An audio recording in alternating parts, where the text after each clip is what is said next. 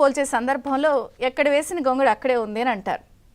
నిజంగా రెండు తెలుగు రాష్ట్రాలకి సంబంధించి ఏపీ రీఆర్గనైజేషన్ యాక్ట్ 2014 ప్రకారం రాష్ట్రం విభజన జరిగిన తర్వాత అనేక రకాల అంశాలకి సంబంధించి ఇరు రాష్ట్రాల మధ్య ఇంకా అపరిష్కృతంగా దశాబ్ద కాలం పాటు ఇప్పటికీ కూడా అనేక సమస్యలు ఎక్కడ వేసిన గొంగడి అక్కడే అన్న చందంగానే ఉన్నాయి. ఎందుకంటే రాష్ట్ర విభజన జరిగి మొన్న జూన్ 2వ తారీఖుకి దాదాపుగా 10 సంవత్సరాలు పూర్తయినాయి. మరి 10 సంవత్సరాలు పూర్తయినప్పుడు ఉమ్మడి రాష్ట్రానికి సంబంధించినటువంటి రాజధాని హైదరాబాద్ అప్పటి వరకు కూడా ఆంధ్రప్రదేశ్కి కూడా కొనసాగిన జూన్ 2తో ఆ కాలం కూడా పూర్తయిపోయింది. సో ఒక రకంగా రాజధాని లేని రాష్ట్రంగా మొన్నటి వరకు కూడా అనేక వార్తల్లో ఉన్నటువంటి ఆంధ్రప్రదేశ్, ఇంకొక పక్కన అప్పులు, అపరిష్కృతంగా ఉన్నటువంటి విభజన అంశాలు, 9, 10 షెడ్యూల్కి సంబంధించిన అంశాలు. 9 షెడ్యూల్లో సామాన్యంగా ఆస్తుల అంశం ఉంటుంది. 10వ షెడ్యూల్లో పబ్లిక్ సెక్టార్కి సంబంధించి అండర్టేకింగ్ అంశాలు ఉంటాయి, అంటే ఫైనాన్షియల్ కార్పొరేషన్కి సంబంధించి ఇలా రకరకాల అంశాలు 9, 10 షెడ్యూల్లోని అంశాలు అన్నీ కూడా ఏ అంశాలైనా సరే పురోగతి లేకుండా అలాగే పడున్నాయి. మరి దశాబ్ద కాలం అనేది మామూలుగా ఒక చిన్న సమయం కాదు. 10 సంవత్సరాలంటే చాలా పెద్ద సమయం. ఈ 10 సంవత్సరాల్లో రాజకీయంగా రెండు తెలుగు రాష్ట్రాల్లో అనేక పరిణామాలు చోటు చేసుకున్నాయి. అటు తెలంగాణ రాష్ట్రంలో 10 సంవత్సరాల పాటు ముఖ్యమంత్రిగా కేసీఆర్ పాలన కొనసాగించారు. అటు విభజిత ఆంధ్రప్రదేశ్లో ఫస్ట్ టర్మ్లో ముఖ్యమంత్రిగా తొలి ముఖ్యమంత్రిగా చంద్రబాబు నాయుడు పాలన సాగిస్తే ఆ తర్వాత మళ్ళీ 2019లో జగన్ గారు ముఖ్యమంత్రిగా చేశారు. ఇప్పుడు 2024లో కూటమి ప్రభుత్వం అధికారంలోకి వచ్చింది. కానీ 10 సంవత్సరాలంటే మామూలు విషయం కాదు.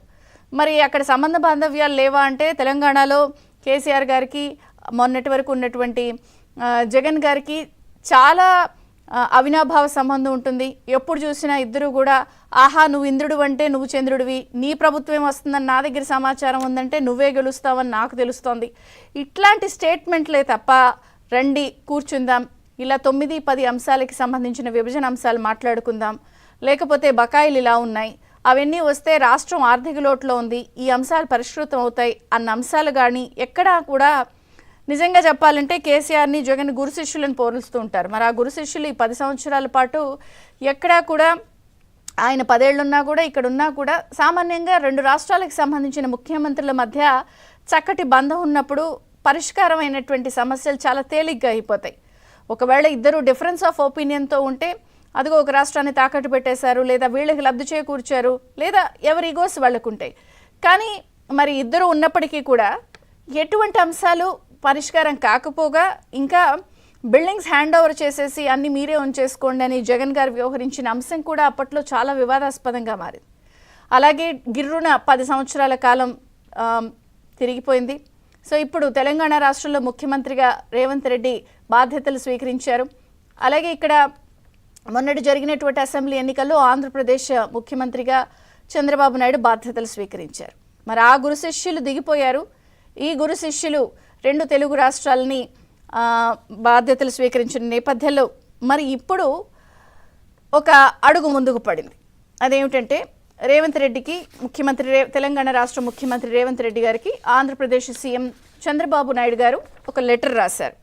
I extend hearty congratulations on the remarkable work you have undertaken as the Chief Minister of Telangana. As Chief Ministers of Telugu-speaking states, our shared commitment to cooperative development is crucial to realize our mutual goals of growth and well-being. మొన్న మధ్య కూడా మనం చూసాము. So ఇరు రాష్ట్రాల wellbeing కోసం అంటే పురోగతి కోసం ఈ అన్ని అంశాలపై మన ఇద్దరం కూడా కూర్చుని మాట్లాడుకుందాం. It has been 10 years since bifurcation erstwhile Andhra Pradesh. There has been multiple discussions. అనేక సందర్భాల్లో గతంలో జరిగినప్పటికీ కూడా ఎక్కడ వేసిన అంశాలు అక్కడే ఉన్నాయి కాబట్టి so it's imperative that we address these issues amicably with utmost diligence and resolve. In light of this, I propose that we meet at your place on 6th July Saturday afternoon. So ఒక అడుగు ముందుకేసి AP CM Chandrababu Naidu గారు తెలంగాణ రాష్ట్ర ముఖ్యమంత్రి రేవంత్ రెడ్డి గారికి letter రాసి కూర్చుని మాట్లాడుకుందాం. విభజన అంశాలకి సంబంధించి ఉన్న బకాయిలు కానీ లేకపోతే అపరిష్కృతంగా దశాబ్ద కాలం పాటు ఉన్న అంశాలన్నింటిలో కూడా చొరవ తీసుకుని రెండు రాష్ట్రాలు పురోగతితో, అభివృద్ధితో, సంక్షేమం ఇలా డెవలప్మెంట్ అన్ని రంగాల్లో దూసుకుని సహృద్భావ వాతావరణంలో ముందుకు వెళ్ళే అవకాశం ఉంటుంది. కాబట్టి చర్చించుకుందాం, ఆమోదయోగ్య పరిష్కారాలని గుర్తిద్దాం. 6వ తేదీన మీ చోటుకే వస్తా, అని చెప్పి చంద్రబాబు నాయుడు గారు తెలంగాణ రాష్ట్ర ముఖ్యమంత్రి రేవంత్ రెడ్డి గారికి లేఖ రాశారు. సో దీనిపై రేవంత్ రెడ్డి గారు కూడా స్పందించారు. ఇవాళ కానీ రేపు కానీ లెటర్ రాసి ఈ అంశాలపై కూడా చెప్పే అవకాశం ఉంది. అయితే ఇక్కడ కొన్ని అంశాలు మనం మాట్లాడుకోవాలి. ఏం అంశాలు అవి? ఎందుకు ఇవి అపరిష్కృతంగా ఉన్నాయి? అసలు దీనివల్ల జరిగిన నష్టం ఏంటి, లాభం ఏంటి, ఎందుకు ఇటువంటి పరిస్థితి వచ్చిందన్నప్పుడు కొంచెం మనం వెనక్కి వెళితే, దశాబ్ద కాలం అన్నాను కదా నేను. సో దశాబ్ద కాలం పాటు వెనక్కి వెళ్ళినప్పుడు పార్లమెంటు సాక్షిగా అప్పటి కాంగ్రెస్ ప్రభుత్వం రాష్ట్ర విభజన చేసి సో ఆంధ్రప్రదేశ్కి కొన్ని వరాలు ప్రకటించింది. ఆ రోజు 16,000 కోట్ల రూపాయల ఆర్థిక లోటుతో రాష్ట్రం ఏర్పడింది. కాబట్టి సో అప్పుడు కూడా రేషియో 58-42 రేషియో ప్రకారం దీన్ని విభజించారు. ఆస్తులు కానీ లేకపోతే అప్పులు కానీ ఉద్యోగులకి సంబంధించిన అంశాలు కానీ 9-10 షెడ్యూల్ ఇలా రకరకాల అంశాలన్నీ కూడా షీలాబిడే కమిటీ వేసింది. సో అప్పుడు కొన్ని వరాలు ప్రకటించారు. 58-42 రేషియో ప్రకారం అంతా జరిగింది. సో ఆ రోజు చేసినప్పుడు కూడా కొన్ని రాయితీలు ఇచ్చారు, పరిశ్రమల రాయితీలు ఇచ్చారు, ఆర్థిక లోటు భర్తీకి కొద్ది ఆర్థిక సాయం ప్రకటించారు. Bayyaram steel plant, Kadapa steel plant, Visakha కేంద్రంగా రైల్వే జోన్ అభివృద్ధికి నిధులు, ఇలా అనేక రకాల అంశాలు పార్లమెంట్ సాక్షిగా అప్పుడున్నటువంటి కాంగ్రెస్ ప్రభుత్వం ప్రకటించింది, విభజించింది. ఏపీ రీఆర్గనైజేషన్ యాక్ట్ ప్రకారం ఇవన్నీ కొనసాగాయి. ఇందులో కొన్ని అయ్యాయి, కొన్ని అవ్వలేదు. సో ఆ కొన్ని అవ్వలేదు అన్నదానికి దశాబ్ద కాలం 10 సంవత్సరాలు అలా గడిచిపోయింది. కానీ ఇందులో మాత్రం ఉన్నటువంటి ముఖ్యమంత్రులు నీ ప్రభుత్వం వస్తుంది అంటే నీకు లబ్ధి చేకూర్చడం కోసం మొన్న కూడా మనం చూసాం. తెలంగాణ రాష్ట్ర ఎన్నికల సమయంలో కూడా ఇక్కడ ఉన్నటువంటి ఆంధ్రప్రదేశ్ ముఖ్యమంత్రి జగన్మోహన్ రెడ్డి గారు నాగార్జున డ్యామ్ దగ్గర చేసినటువంటి హడావుడి, సెక్యూరిటీ ఇష్యూస్ కూడా ఆ తర్వాత అక్కడ అయిపోయిన తర్వాత ఇక్కడ కేసీఆర్ గారు కూడా మాకు సమాచారం ఉంది అక్కడ జగనే గెలుస్తున్నాడు, ఈ అంశాలు తప్ప నువ్వంటే నువ్వు, నువ్వాహా అంటే ఓహో అంటాం తప్ప కూర్చుని మాట్లాడుకున్న సందర్భాలు ఇలాంటివి మనకు కనిపించలేదు. కొన్ని పాక్షికంగా అయ్యాయి, కొన్ని అవ్వలేదు. అయితే సో ఉద్యోగుల విభజన ఇవన్నీ అయిపోయినాయి. కానీ ఇంకా విద్యుత్ బకాయిలు అలాగే జటిలంగా ఉన్నాయి. 9-10 షెడ్యూల్ అంశాలు ఉన్నాయి. సో ఈ నేపథ్యంలో ఇప్పుడు చంద్రబాబు నాయుడు గారు ఒక అడుగు ముందుకేసి లెటర్ రాయడం అనేది శుభ పరిణామంగా, ఒక మంచి అంశంగా రాజకీయ విశ్లేషకులు, నిపుణులు అందరూ భావిస్తున్నారు. దీనికి 3 రోజుల ముందు ఇంకొక ఆసక్తికర పరిణామం జరిగింది.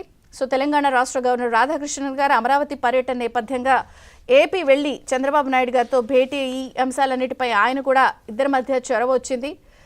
ఆ తర్వాత నిన్న కూడా మనం చూసాం తెలంగాణ రాష్ట్ర ముఖ్యమంత్రి రేవంత్ రెడ్డి గారితో కూడా ఇక్కడ గవర్నర్ భేటీ అవ్వడం, తర్వాత ఈ లెటర్ రావడం, ఒక ముందడుగు, ఒక ఆశాజనక వాతావరణం, అన్ని శుభ పరిణామాలు కనిపిస్తున్న నేపథ్యంలో ఈ భేటీ ఎటువంటి సంచలనాలకి తిరగబోతోంది. సో రేవంత్ రెడ్డి ముఖ్యమంత్రిగా అయిపోయిన తర్వాత చంద్రబాబు నాయుడు అనేక సందర్భాల్లో సీనియర్గా ఉండి అనేక సందర్భాల్లో ఇప్పుడు నేను చంద్రబాబు నాయుడు గారితో పోటీ పడాలి, అదంత ఆషామాషి వ్యవహారం కాదు అంటూ శిష్యుడే నేరుగా చంద్రబాబు నాయుడు గారి గురించి మన ఢిల్లీలో ఆయన పర్యటనలో భాగంగా మీడియాను అడ్రస్ చేసిన సందర్భంలో మరి ఇరు రాష్ట్రాల ముఖ్యమంత్రులుగా బాధ్యతలు స్వీకరించిన తర్వాత జరుగుతున్నటువంటి ఈ తొలి భేటీ చాలా ప్రాధాన్యత సంతరించుకుంది.